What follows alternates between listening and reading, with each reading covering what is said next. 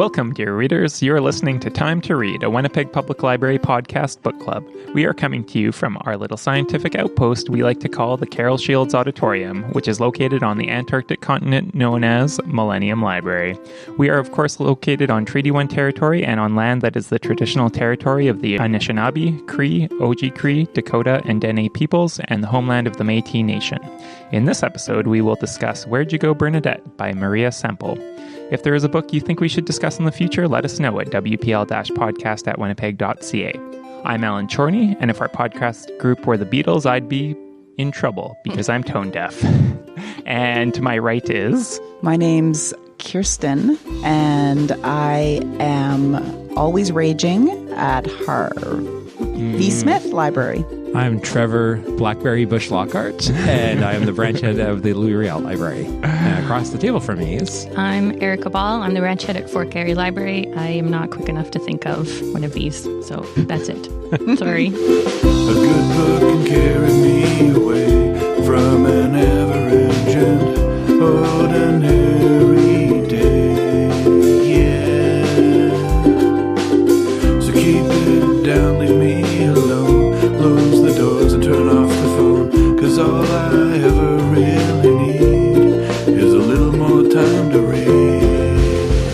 And you, dear readers, we couldn't do this without you. It's your questions and comments that form the heart of our discussions, so make us laugh or make us cry by emailing us at wpl-podcast@winnipeg.ca or leave a comment on our website, wpl-podcast.winnipeg.ca. Find out if your comments made it on the air by subscribing to Time to Read on iTunes, Google Play, YouTube, or other fine podcasting services. In a moment, Kirsten will start us off by giving us a brief bio of Maria Semple, followed by Erica, who will spoil everything with a brief synopsis. Then it's on to the discussion, which you can get in on by emailing us at wpl-podcast@winnipeg.ca or finding us on Facebook. Don't forget to stick around to the end for a special segment, Nerd Words for Word Nerds. Kirsten? Maria Semple is an American novelist and screenwriter, born in California, but moved to Spain after she was born. But then her father, a screenwriter himself, wrote the pilot of a series called Batman, and the family moved back to California. She says her adolescent years were formative for her as a writer. She spent a lot of time alone, which is when she says, your imagination starts to catch fire. She has written for TV series including Mad About You, Ellen, and Arrested Development. This experience, she says, helped hone her comedy writing skills where each character needs to speak in a specific style of dialogue. She moved to Seattle when she wanted to write novels full-time. She hated everything about Seattle at first, but has grown to love it, and she lives there today. Semple and her partner are very big supporters of the Global Amphibian Assessment. So big, in fact, that on 2007, a newly discovered species of moss frogs from Sri Lanka was named Philautus popei, after their daughter, Poppy. Maria Semple. Okay, your summary. This is just the publisher summary. Bernadette Fox is notorious. To her Microsoft guru husband, she's a fearless partner.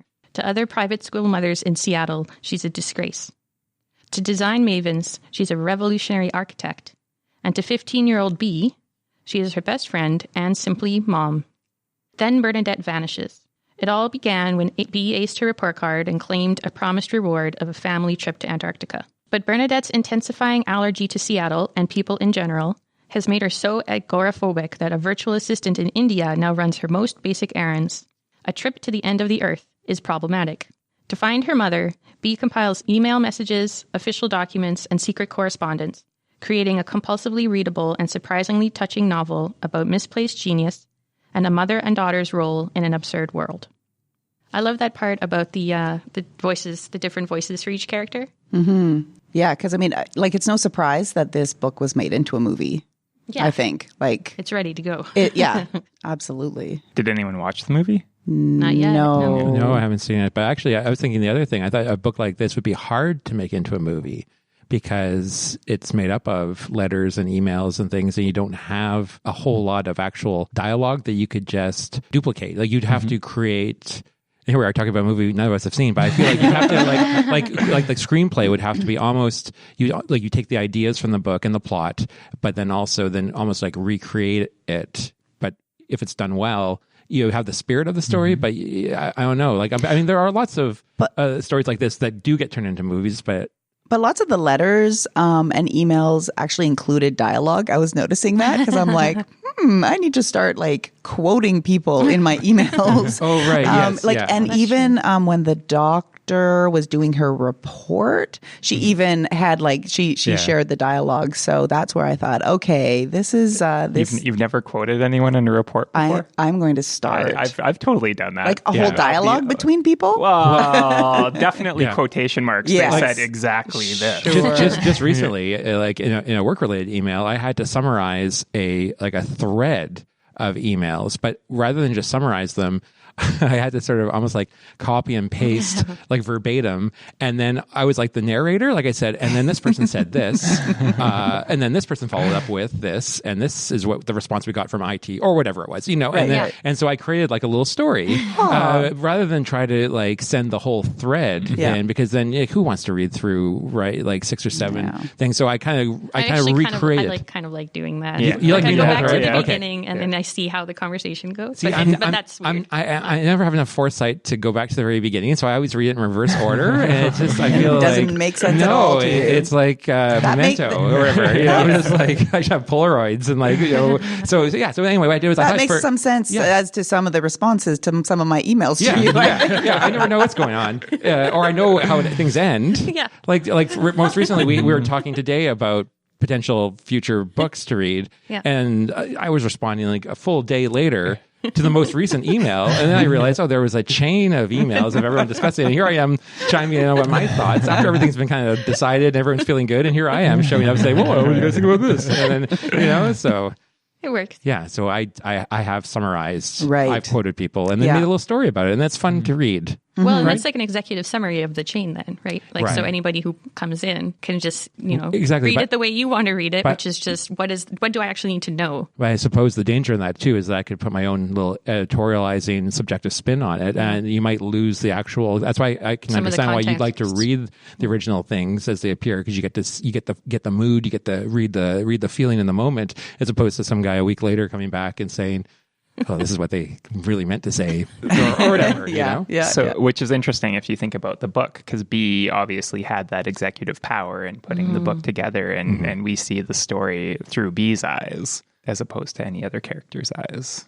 I mean, this is true. In the way that she ordered the email. And she adores her mother. Yes. So who knows what she may have left out?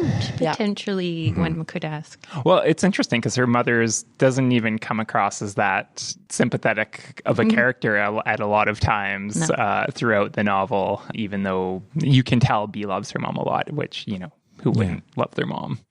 And I feel like it's almost one of those... Well, I mean, let's just not say it's impossible for someone to not get along with their mom. But I'm just living in fairyland here, where everyone loves their mom. Everybody always loves everybody. I was thinking too, that's a really good point about how it's filtered through B's eyes, because even though, there are definitely sections where Bernadette does not come off as the greatest human, I still think that B was admiring what her mom was doing, like the way she stood up to people and the way she just didn't give a care for a lot of stuff. And it's interesting how you wonder, okay, she shaped Bernadette's story through what she chose to put in the book as opposed to what she left out. And some of it is just like so funny, like her emails between her and Manjula, the virtual assistant, and there's so much about it that I loved, Yeah, the oversharing, and then Manjula would be like, I will help you with this. Yeah. Please send the relevant information. What is a manse? That's right. Just send the credit card number and the CCV code. So is the title, there's no... There's no question mark. So when I was creating the questions on our website, and I had first written, where'd you go, Bernadette? ? And then I'm like, oh, there's no question mark. Yeah. There's not enough room on the book. Look at that. The typeface goes right across to the end. And where'd you go, Bernadette? Yeah. Is it a question? Is it a rhetorical question? Is it a... I think.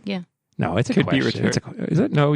So how would you read it then? Do you think that was a conscious choice to not include a question mark? Oh, it had to have been. There's no way a copy editor would have been like, miss that on the title. So it had to be conscious. I don't know. I saw a book today that the cover had been bound upside down. So you opened up the book and all the content was upside down. So I'm just saying things get missed. But no, I think this was on purpose. Yeah, I think so too. And I think it was a fait accompli that it was always understood that she was going to go somewhere. She was going to, and so question isn't really where did you go? It's just like, well, how did you it was get going to there? happen. It was more like, where did you go, Bernadette? Where did you go, Bernadette? But I mean, you could also theorize that she had gone missing in a way before she physically disappeared, right? Mm-hmm. From her own life. Yeah. Because she ran away from her creativity and her designing and all that stuff. And she just sort of hid out in this crumbling house. Yeah, the question could be asked by her former colleagues and architect pals in LA too. Like, where'd you go, Bernadette? You're the next best big thing here. And now, what, Seattle? But there's also no answer. Right. Yeah. Right? Yeah. Like, there's no answer. So it's a rhetorical question. But you still put a question mark on a rhetorical question. I guess so. But it makes for a good discussion. Maybe she'll write a sequel that's just called Antarctica. Period. Yeah, but then that's a spoiler. Yeah. I mean, what we never see is her, or I don't think, do we see her letter to be? Yes. We do. Yeah, that's the At the last very end. chapter. Yeah. Yeah, which also was like, okay, so you put it all into this one letter and you have sworn off of emails and all other forms of communication now, except for a letter by post. And you're like, okay, I'm going to write all of it in here that I'm safe and I'm going to count on the nobody thinks I'm postal dead. system to deliver this to B. Right. At school. At school. Yeah. But then that creates the drama. I mean, you're right. You have to suspend your... When Bernadette gets involved in a creative endeavor, she doesn't spend a lot of time on reality. No, that's true. And like practical concerns. So... Yeah, so even when you said like she sort of got away from her creativity, I don't think she ever really did. I think she's a creative person in absolutely everything that she does, whether it's like going on that restaurant that turns up at the top there and putting, maybe everybody does this, I don't know, putting the card on. She explained that was a known thing. Not that I've ever seen that before, but we can try that sometime. Well, and leaving like rude messages for people too, saying, what's your problem? This is a child's birthday. What's wrong with you people? Yeah.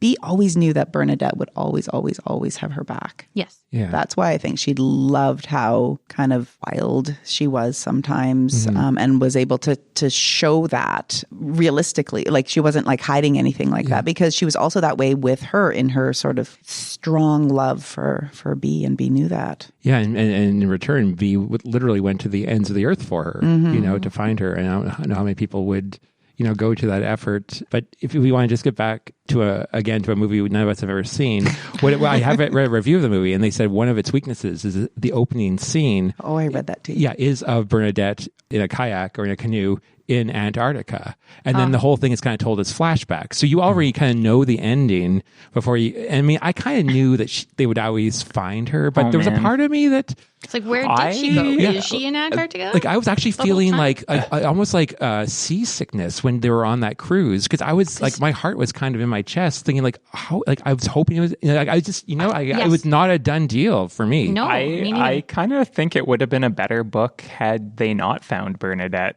I was like, I remember being in that emotional state where I was like, oh, maybe they're not going to find her. Oh, what a surprise. Oh. How are Elgin and B going to handle this, and how are they going to repair their relationship with each other? And I was like, oh, it kind of doesn't need a nice little bow. And I was kind of disappointed that they wrapped it up real nice like that. Although after last month's Changeling, I was... yeah, that's right, the Changeling. Yeah.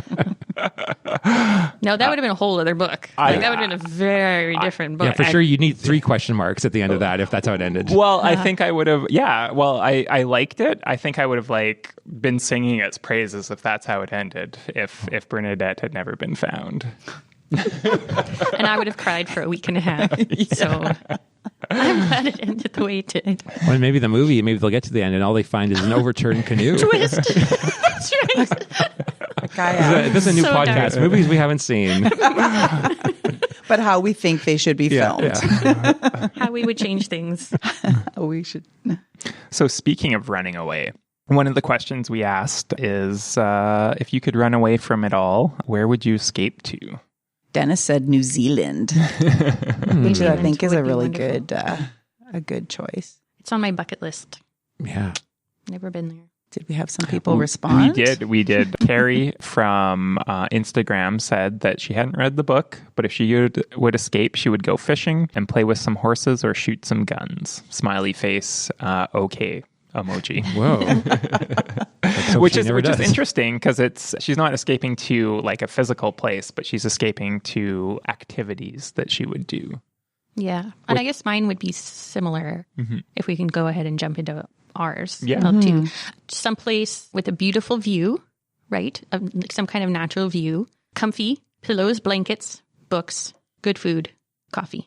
Anywhere that fulfills those criteria, I would be happy to escape to. In a perfect situation, would you be there solitary or would you be there with family, with I would friends? like to be around people that let me read when I wanted to read. Yeah, that's the best of both worlds. Yeah. You could press a button and some barriers would come down around you. Put a little flag up saying... No, it's just when you look back at your book, they leave you alone. And then when you feel like talking, you put your book down.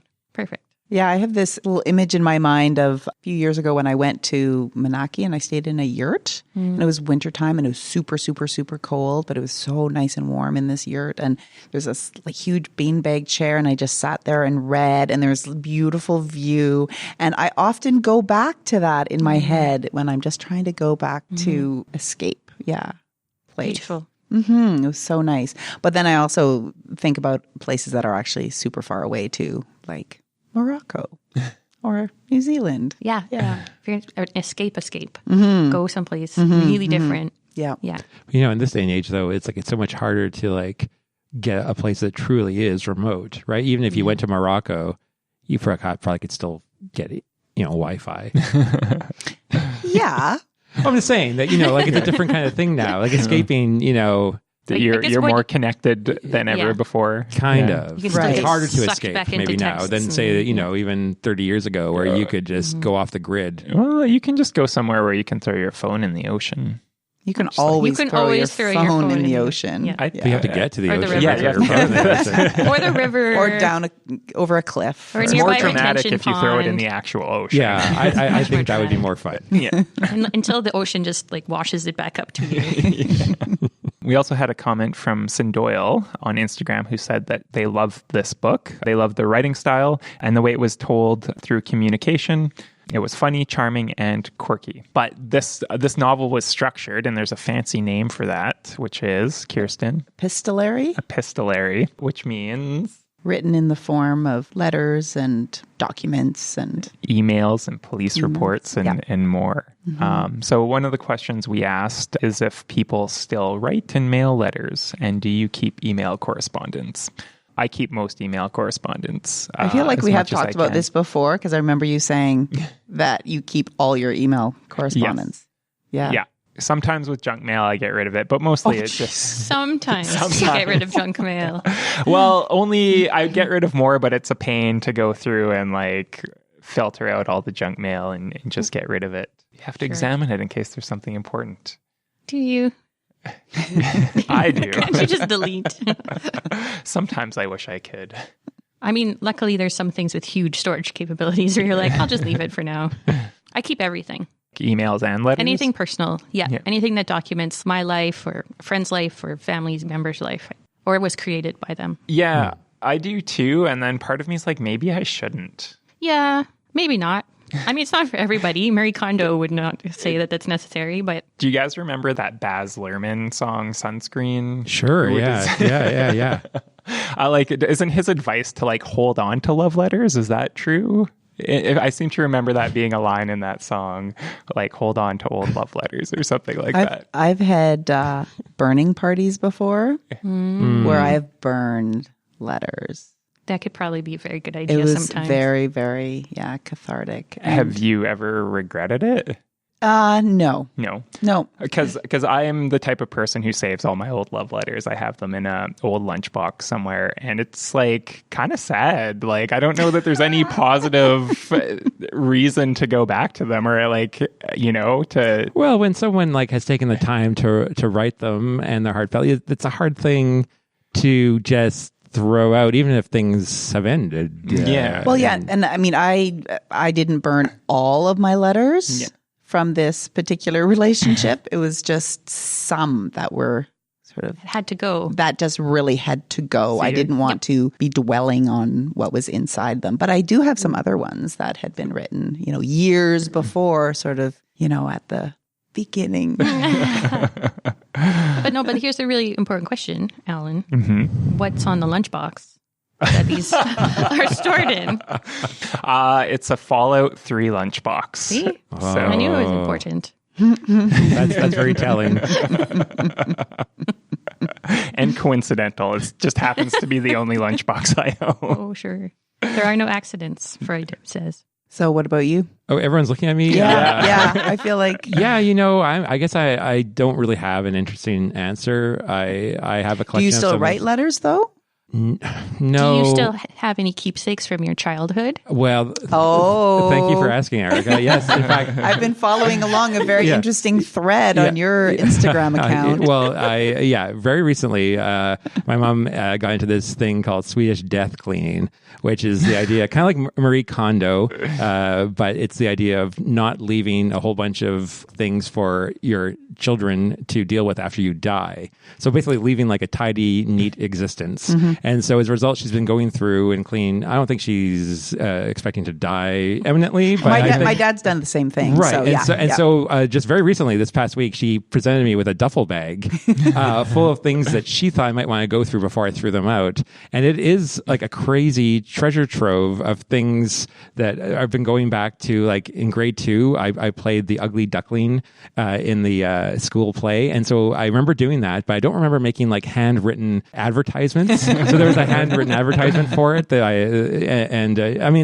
so it's been interesting to, I'm glad that those things were kept. Yeah. I was glad I'm able to revisit them now, but I haven't consciously kept them. Yeah. I'm more looking forward, to the future. So will you keep them now that they've been given to you?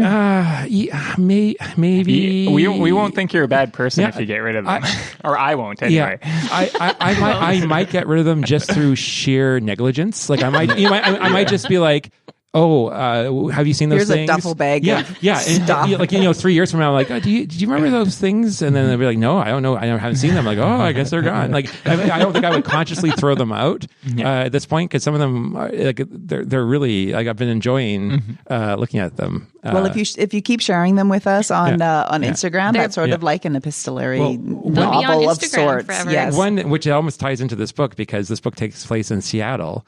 So I found a picture of, it was me in my high school graduation gown, but that's not the important part. The important part is over my shoulder, because the picture was taken in my mom's front hallway. Over my shoulder, you could see a chandelier. That's a fancy word for it, just like a light fixture that hung there for my entire childhood. And finally asked my mom like what it was, and it's a replica of Sputnik that the former owners of the house brought back from the Seattle's World's Fair in 1962. And I thought that was like the most amazing thing. That's wild. My mom doesn't have it anymore. So when I saw this picture this week, I was like, oh my God, there's actual photographic evidence of this thing, because I remembered it. And now it's no longer exists in the world. But it did for one time in my my childhood home, which I think is pretty crazy. I want that. I know. Light fixture. Yeah. Maybe I can even... Did you ever look it up on eBay? Maybe I never did. Yeah. It would be like $4 million now. Yeah. And what kind of person goes to a World's Fair and brings home a light fixture? Like, lately I've been like, I want like nerdy souvenir things or things that I like, but like I only want useful things. Like when I went to Alcatraz,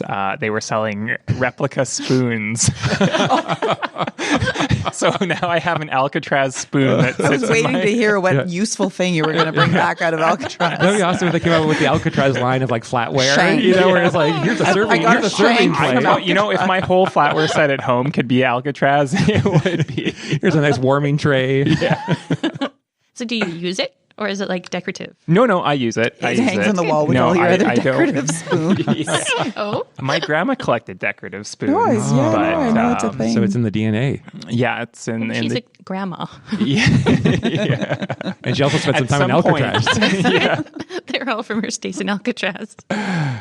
Well, whenever I read a book like this that has all the letters in there, it does make me wish I had kept more, actually, just because I think, then when you piece it all together, I think everybody has a story to tell. But it's all online now. Like there's so much of your story online. That would Thank you, Facebook. That would have otherwise been in letters, right? Yeah. That's why we're not doing letters now. Yeah. Although I have a friend who still sends me, actually I have a couple of friends who still send me postcards all the time. Postcards And are awesome. I love that. I'll send people postcards from places. And one of my cousins will always, she travels around the world a whole lot. She always sends a postcard to our daughter. Yeah. And so that's always kind of fun to get those in the mail too. It's always fun to get postcards, right? Yeah. Like, It's fun to get any mail. I always buy postcards, and then I'm too lazy to like write a message and put them in the mailbox. So then I just have postcards We did from where I went. We did have some people writing in who still write letters. Jazzy5164 says that, yes, I still write and mail letters. I don't think my daughter, who is 14, will ever do this, though, which is interesting to think maybe the letter will die out in another generation Or it'll come back. two. Like vinyl. Like vinyl.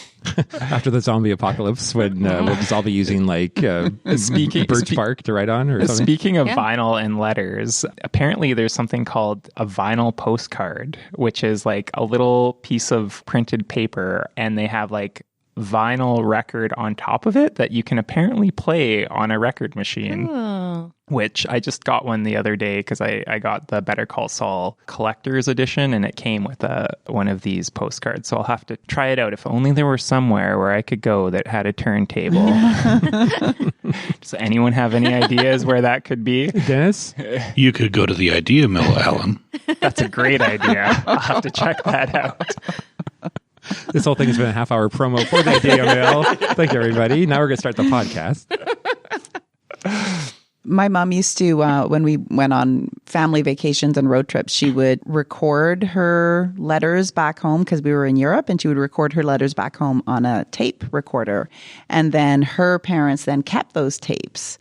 And again, good to know where there's still a tape recorder to listen to those tapes at the Idea Mill. But that's really trippy listen to tapes of your mom with a really high-pitched voice because it's really old tape talking about, camping in Sweden or whatever, and what a monster my sister Hannah-Laura was, and, that kind of thing. Yeah, I wish we did more of that. So maybe vinyl postcards will be, sort of bringing that kind of thing back. And you were just saying you wondered if maybe like teenagers or like the 14-year-old wouldn't be writing letters, but Nevermore said on Instagram, my best friend lives in Seattle with her family. Her little boy, 7 years old, is my pen pal. We write to each other occasionally, and I try to include a drawing with each of my letters. I grew up with pen pals myself and always thought it was magical to anticipate and receive a letter. For a kid who has everything, I hope it's something he thinks is as special as I did growing up. Isn't that lovely? Sweet. Yeah. Maybe she'll spark the next generation to pick up the slack. And maybe other people letters. hearing this might say, "Oh, I know a kid that I could write letters to." Yeah. Roadside Attraction Addict said, I still write and keep letters, although I only write sporadically. I do send a lot of postcards, though. Email is another matter. I used to keep it, but the volume was just too much, so I stopped keeping them. But postcards, yay.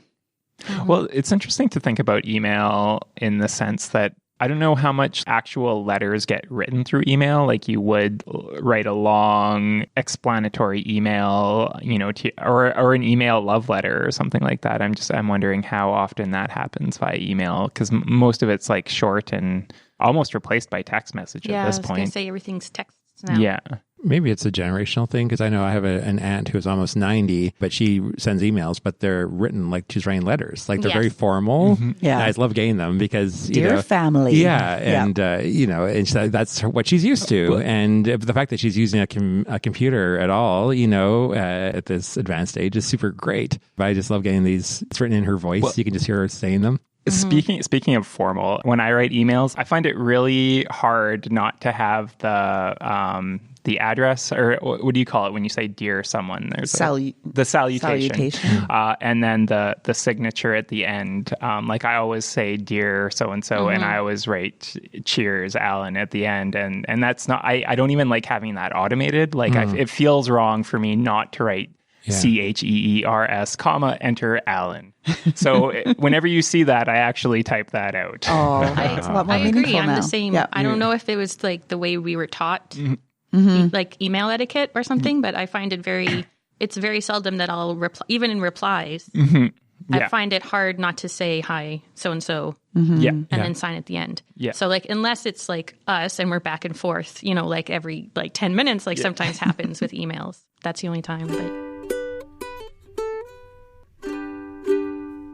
Hey, Alan. Hey, Trevor. Are you excited about all this talk about Friends recently? Yeah, for sure. You mean Friends of the Library, right? Oh, no. I was thinking about the 25th anniversary of beloved NBC sitcom Friends. Could you be any more excited? I wasn't thinking about that, but nice Chandler voice, though. I was thinking about Winnipeg Public Library's Friends of the Library. Did you know that they've been extremely helpful in supporting and funding various projects in all public libraries across the city? Well, I know they support our Writer-in-Residence program and our spring break programming at all the branches. They sure do.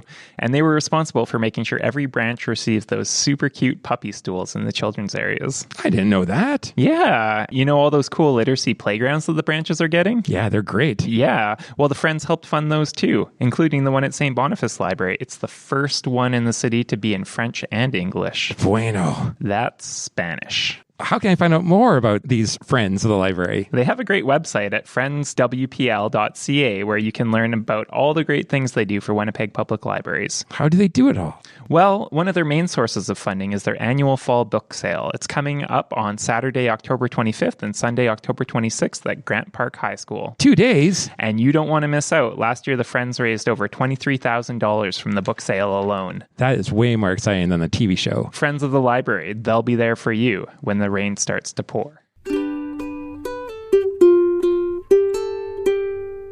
You guys want to hear what I thought the saddest part of the book was? yes. Okay. That they found Bernadette. No. That she was alive and they were all happy at the end. Surprisingly not. Although that was disappointing. No, it was the, do you guys remember the auction item at Gaylor Street School? Yeah. I thought you were going to mention that was to me. Okay. Yeah. You go. Yeah. You go. Where It's it's yours. like, they talk about, there was the documents and it said, third grade parent Bernadette Fox will design a treehouse for your child, supply all materials, and build it herself. And I guess the school was doing a fundraising auction. And then they contacted the head of the school who replied, according to our records, this auction item received no bids and went unsold, which was just like, oh. Man, they missed out. They missed out. And it was maybe her Fools. way of almost trying to do one small positive step towards her creativity. You know, like and And all to that- reach out, right? To reach out, I will exactly, share. and that's how was it received? and It get was not involved. received. Yeah. because these rich, Small-minded. small-minded people probably don't even know who she is, or Well, they obviously didn't know who she was. But Well, because she wasn't part of the email train, email thread, I right? love that they were like both They were taken off the so email. mad. Like I love that both Elgie and Bernadette were like, just take us off this. Yeah. Like, Yeah. It's so great. Yeah. But it reminded me of, you guys know the artist Banksy. Mm-hmm. So apparently one time he like set up shop on the New York street corner and was like selling paintings on the streets and not saying who he was and just like didn't sell any of them. And I guess it made big news because had you bought one, it would be worth like hundreds of thousands of dollars or something like that. So it goes to show how when going for items like this, it's the clout of the person almost. Yeah, the context. Because that treehouse would have been worth like just Lots of money. Well, and it would have been beautiful. And it was and sourced with local materials. Of course. I love that. I love picturing her like eyeglass frame instructions. You're right. Like, all elements of- knitted. And that all the contractors sort of sitting there knitting. Love that.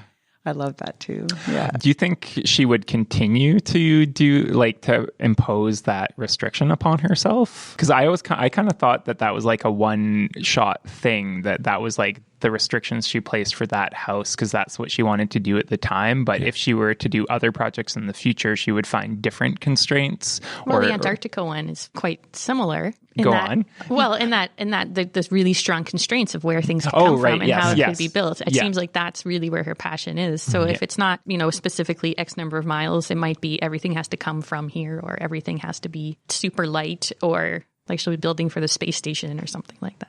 But she doesn't go into a space and dictate what it's supposed to look like. She lets the space talk to her and dictate to her. The function defines the form. Correct. Can I just take a moment? I really want to do a shout out to Allison, who I just ran into at an event on Sunday. And I had no idea, but she has listened to every single one of our podcasts and she loves it so much. So I wanted to say, hi, Allison. Hi, Allison. Thank you for listening. Thanks so much. And before I forget too, I just wanted to add this one thing. We always love to hear from our readers. We get lots of emails, texts, and this is an email we received this month. Let me just read it to you verbatim. Nice day, dear friend. Hope this email find you well. And then there's sort of like a happy face emoji, but it's 2 triangles and a little face. This is Mr. Fan from China Ixan Furniture Factory. We are a set of production sales as one of the professional manufacturing dining chair, office chair, bow chair, soft bag chair, and IMIS desk chair.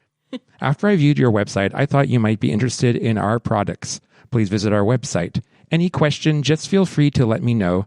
Hope to hear from your good news. Best regards, Mr. Fan. So he's literally a fan. And I thought that was great. I mean, I wonder how he likes the books, So Mr. Fan, if you're out there, thanks for writing in. What did you think about Bernadette?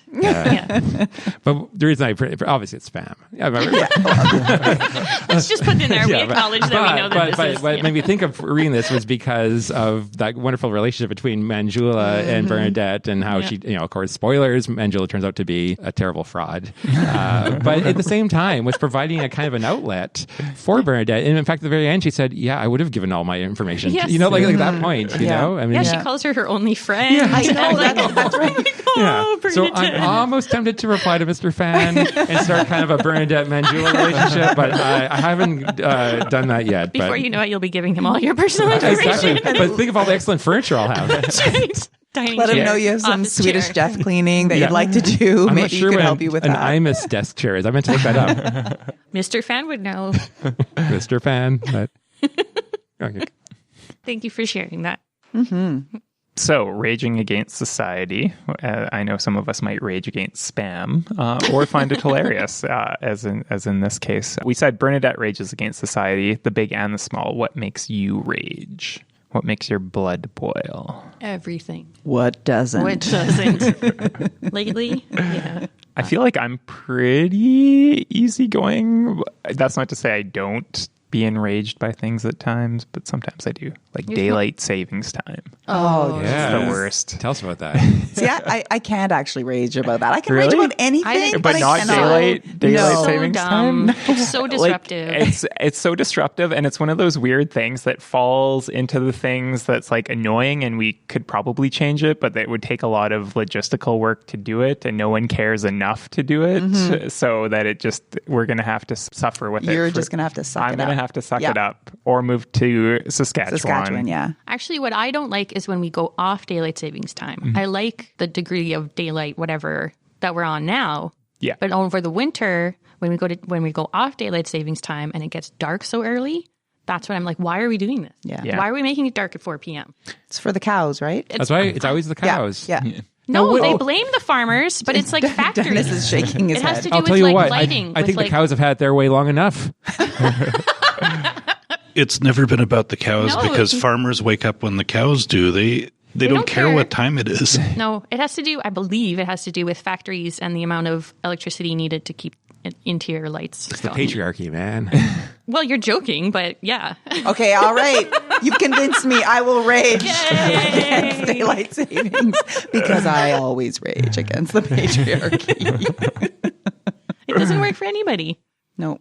Daylight savings time. Boo. There's a federal election coming up, maybe. I'm a single issue voter. Single issue. You support the abolition. I'm going to start my own political party, the Abolish Daylight Savings Time Party. Actually, I wonder where the major political parties stand on daylight savings time. Now I'm going to have to look it up. Well, when they come knocking on your door. Ask them. When you want to see like a visible confusion, ask them about their stance on the very controversial They'll daylight savings time. pivot. I'm guessing, unfortunately, it probably falls under provincial jurisdiction because Saskatchewan is on. That's is true, not on probably. daylight We missed our savings. chance. Yeah, we missed our chance to do something next I election. guess so. We also talked about creativity. So Bernadette is an architect who hasn't worked as an architect for years. Do creative folks need to be creative in order to really fully live? Because didn't they say at some point in the book, if you don't create, Yeah. you will be a menace to To society. Yeah. Well, I think that's why she's so miserable in Seattle. I don't think it has really anything that much to do with Seattle. I think she's just like, yeah, she's not creating, and so her brain is eating itself. But I don't know if that's just, so-called creative people. No. I think everybody benefits from some sort of creative endeavor, and that could be, maybe they like to cook, but I think everybody needs that. Yeah. Do people self-identify as creative folks around this table? Here?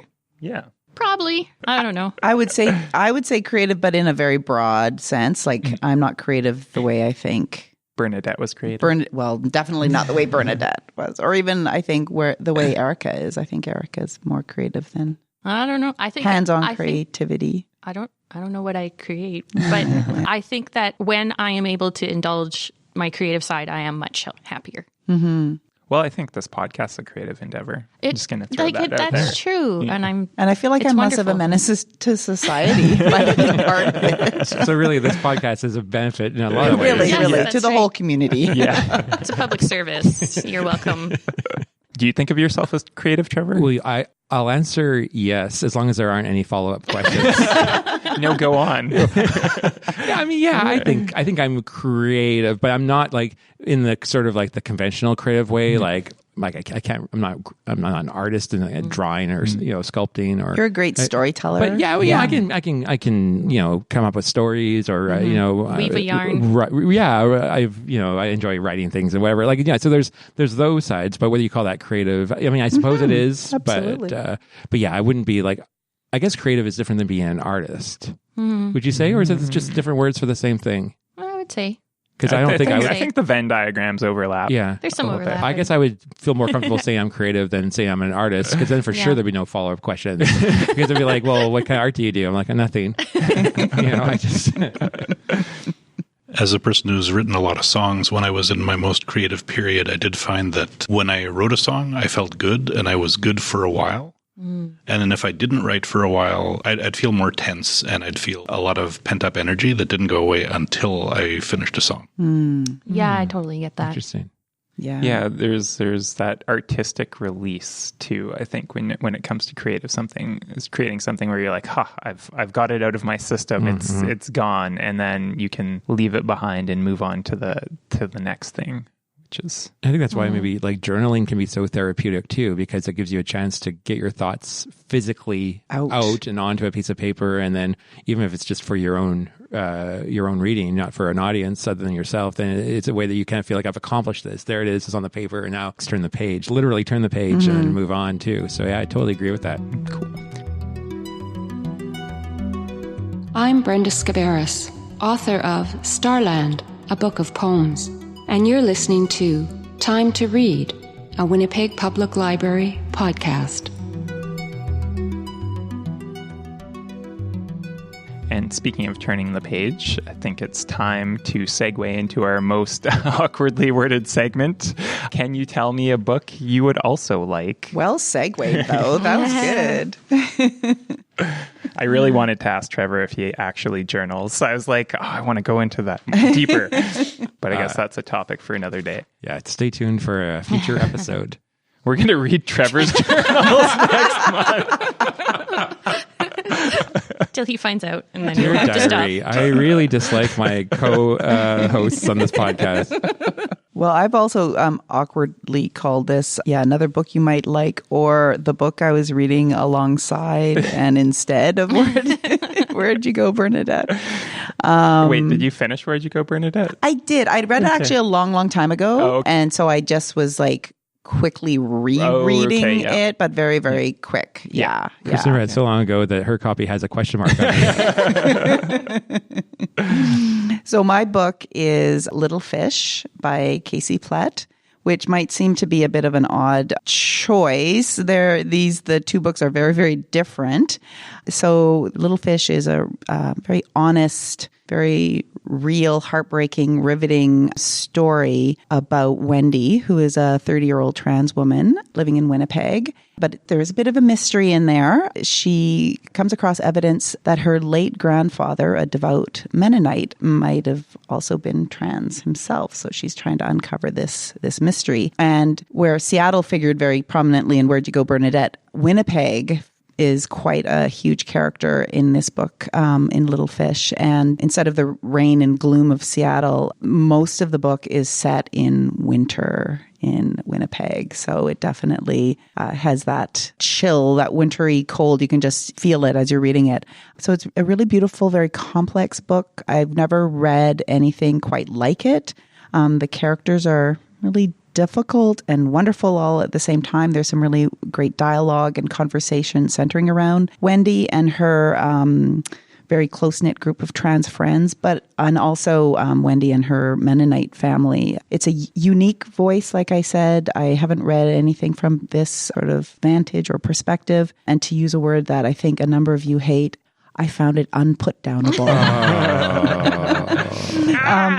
That is Little Fish by Casey Plett. And did you say Casey Plett is a Winnipeg author? She lives in Windsor now, but she must have lived here, though, because... She nails the description of... all of the descriptions of cousins and Stellas and all these different places. Yeah, Wolseley. Anyway, great book. Good. So a few episodes ago, I took some flack for recommending a song instead of a book. So I'm going to continue pushing boundaries with my selection this month. Pushing boundaries.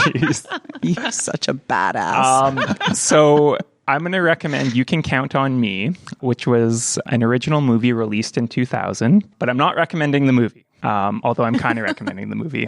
What I'm really recommending is the screenplay by writer-director Kenneth Lonergan, which is available in print at WPL. So you can't actually check out the movie at WPL, but you can check out the screenplay. I'll allow it. Yes.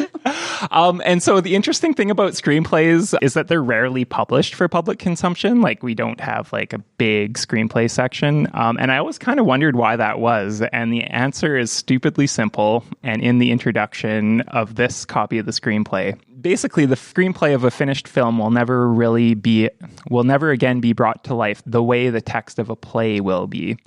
So that's why they print plays, because people will produce them, but they don't really print screenplays because people aren't going to make the film again. Or if they do, they're probably going to do a reboot with a whole new screenplay. So I think it says a lot when a script is available, like this one. And I'm recommending You Can Count on Me based on its themes of family reunions and overcoming family dynamics. The story revolves around the reunion of an orphaned brother and sister after many years apart. The sister has chosen to stay in the small town they grew up in, while the brother has tried to find his way in the wider world. And they both struggle to come to terms with the decisions that they've made in life.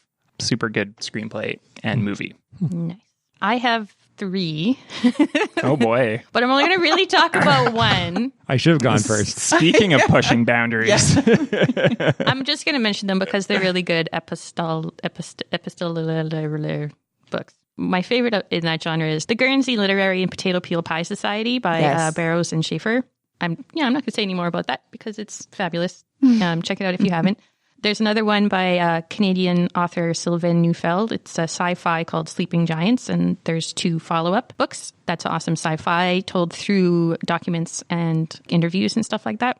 But the one that I'm actually going to talk about is An Absolutely Remarkable Thing by Hank Green, which is told in the first person, but it also includes emails and texts and bits of the story told through YouTube clips, because that's how she documents this. So I'm just going to read you the little synopsis. Roaming through New York City at 3 a.m., April May stumbles across a giant sculpture.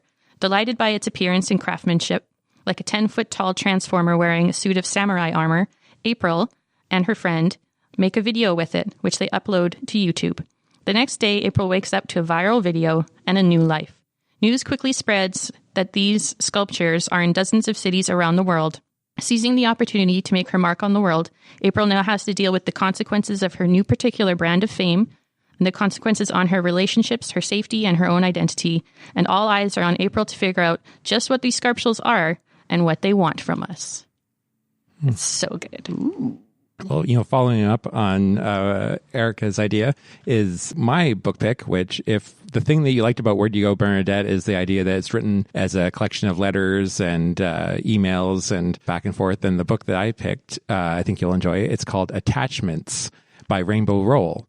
You may remember Rainbow Rowell is the author of Eleanor and Park that we discussed last year. But this was her first novel, and it was written for adults. So I'll just read the description. The story follows a man whose job it is to read email correspondence for the employees of his company to make sure they are in compliance with policy. So in law, and the whole novel is told between emails between two female employees. So it's in long emails, pals Beth and Jennifer trade gossip over their romances.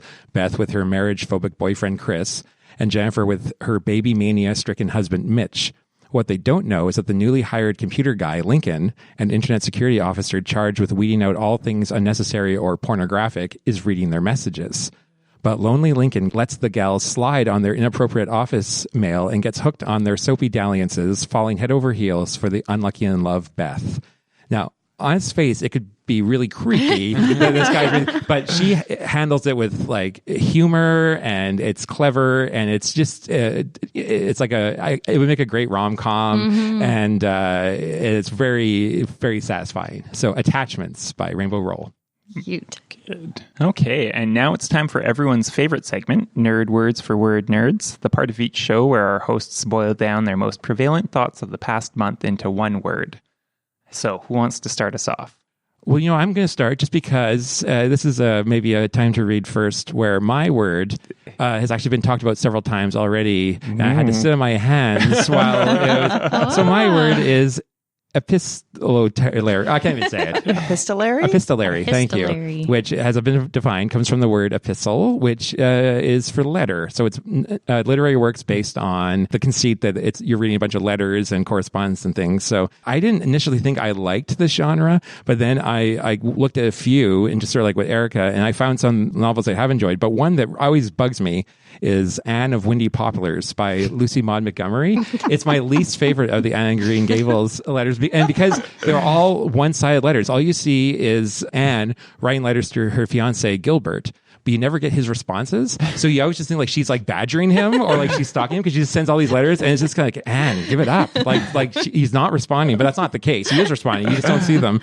But I mean, I'm just going to like Carrie by Stephen King. I totally forgot that was like that. Of course, The Martian, which was made into that movie with Matt Damon by Andy Weir.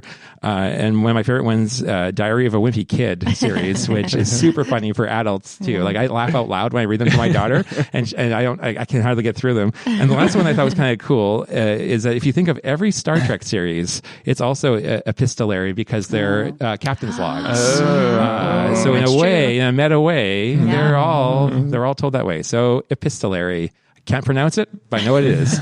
And 84 Charing Cross Road, too, I really like that. It's on my list. And it's a really short book, too, which I also love. It's like 5 pages. Is The Prestige on your list? No. Oh, no. No, is that also Helen, one? It is, but the movie's better. The book kind of... yeah. Helen Hanff, I think, he's is Scotland Street. 84 Charing Cross Road. Yeah. Helen Hanff, exactly. Very good. You get to move to the lightning round. And I'll just shout out The Woman in White by Wilkie Collins. That's one of my wife's favorite stories. I didn't realize it was epistolary. Interesting. I'm not going to read it, but just wanted to give it a shout out.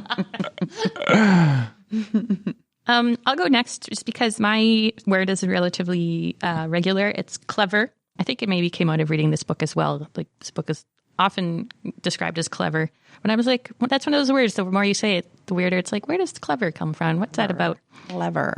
Anyway, it's defined as skillful use of hands or body, like nimble, clever fingers, or be mentally quick and resourceful, like a clever young lawyer, or to marked by wit or ingenuity, a clever idea, a clever solution, a play's clever dialogue. Interestingly, this is the interesting part about it to me, the first known use of clever is from 1595, and the very first sense is in skillful use of your hands or body.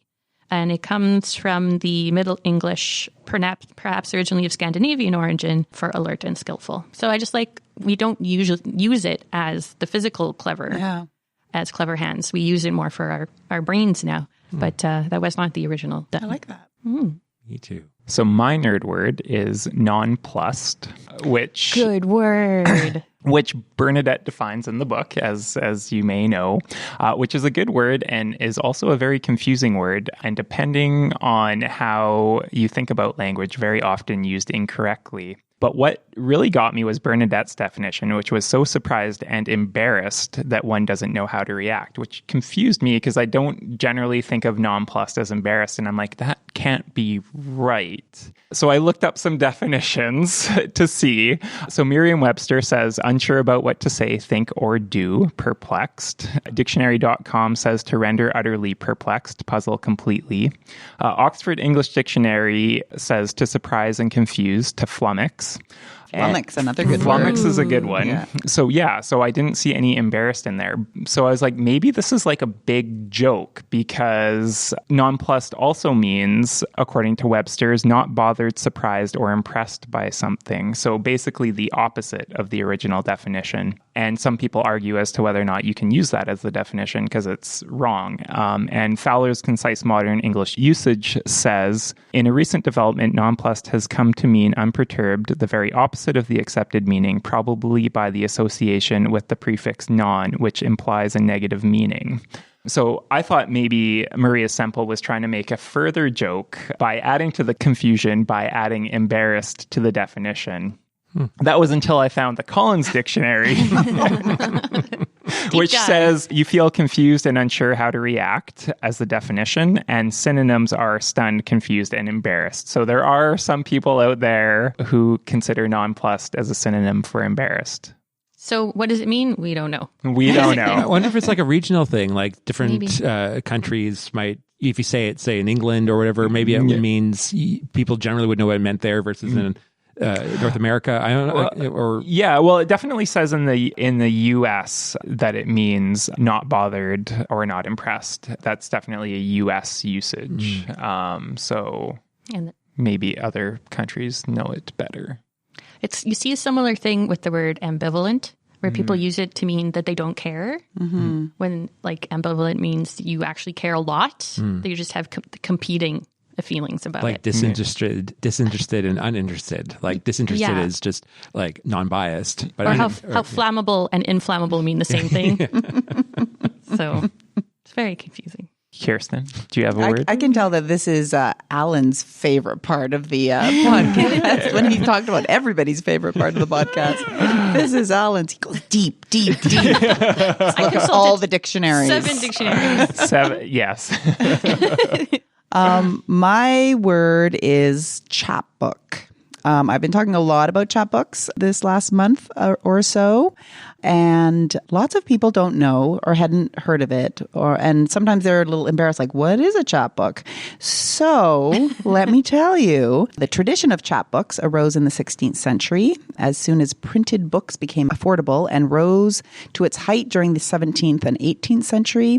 The term is also used for present-day publications, commonly short, inexpensive booklets. It derives from the word meaning a salesman or these peddlers and hawkers who used to sell such books. So they were chapmen who used to sell these books. So the printers would provide the chapbooks to the chapmen on credit who carried them around the country, selling them from door to door, shouting out, if you want to buy, I'm your chap. And what else can I tell you about chapbooks? Chapbook peddlers actually had to be licensed. And in 1696, there were 2,500 of them authorized in England. In France, there were 3,500 of them licensed. Chapbooks were an important medium for the dissemination of popular culture to the common people and valued as a record of popular culture, preserving cultural artifacts that may not survive in other form. They were looked down on by the literary establishment, which called them penny dreadfuls, which is another cool word. And interesting little final fact, Stephen King wrote a few parts of an early draft of The Plant and sent them out as chapbooks to his friends instead of Christmas cards in 1982, 1983, and 1985. So chapbook is my word. Nice word. Good one. Okay. Unfortunately, we have to sign off for this month. So thank you so much, dear readers, for tuning into this, the XXI episode of the Time to Read podcast. In October, join us as we read Slaughterhouse-Five by Kurt Vonnegut in celebration of its 50th anniversary.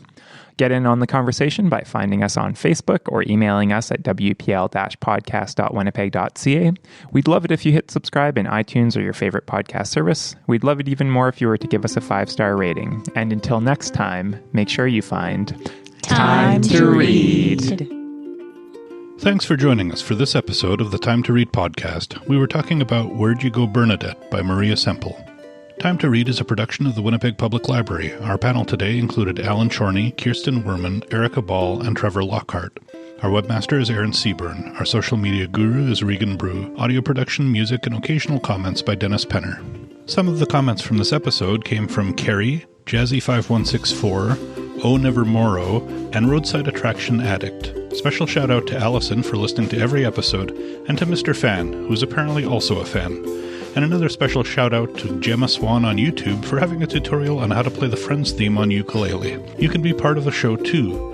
Email us at wpl-podcast@winnipeg.ca with suggestions for books that you'd like us to read and discuss, and comments and questions about the books we're reading for our next show. Visit us on the web at wpl-podcast.winnipeg.ca. Check out our show notes with links to some of the things we talked about today, and take part in a discussion about the books we're reading. You can also join our Facebook group. Next month, we're reading Slaughterhouse-Five by Kurt Vonnegut. We're looking forward to hearing what you think about it.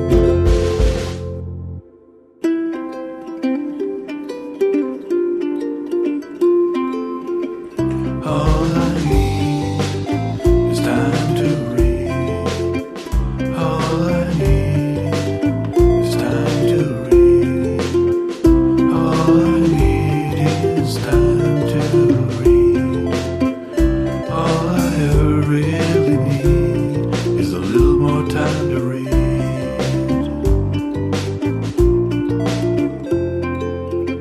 Ready? Sure. Shake those shoulders. The Human Torch. Human Torch, Mr. Human Fantastic, Torch. Mr. Fantastic, Sue Storm, the Invisible Girl, Invisible Woman, to you. Or a podcast called Trevor Free Associates. And Trevor just free associates with thoughts in his brain. I would listen to that. I would so listen to that. Especially first thing in the morning. Good morning, everybody. This is what I'm thinking about. I saw this thing on the side of the bus. And it... Pancakes, Perkins. Why is everything closing? Fake news.